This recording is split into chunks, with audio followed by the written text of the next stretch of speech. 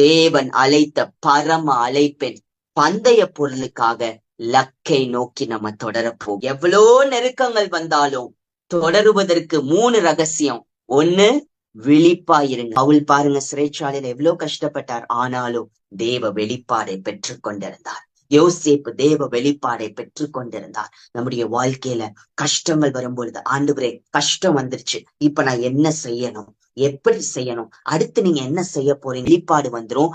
Automatic அதை பத்தியே வழி பண்ண மாட்டீங்க. வழிகாட்டுதலை தேடணும். ஆவிக்குரியவர்களுடைய வழிகாட்டுதலை தேடணும். ஒரு கால் பண்ணுங்க, ஒரு மெசேஜ் பண்ணுங்க, ஒரு வாய்ஸ் ரெக்கார்ட் மெசேஜ் அனுப்புங்க. என்ன சொல்றாரு ஆண்டவர், எனக்கு ஜோம் பண்ணுங்கன்னு கேளுங்க. தேவனுடைய பிள்ளைகள் வாயிலிருந்து வருகிற ஒரு வார்த்தை உங்களை தைரியப்படும். கடைசியா ஒரு எதிர்பார்ப்பு எப்பயுமே உங்க வாழ்க்கையில இருக்கட்டும். ஆண்டவர் என்ன மகிமை மேல் மகிமை கொண்டு செல்வார். எனக்கு பிரச்சனை இல்ல, எனக்கு கஷ்டம் இல்ல, கர்த்தர் என்னை உயர்த்துவார், ஆசீர்வாதம் உள்ளவன ஆக்குவார்.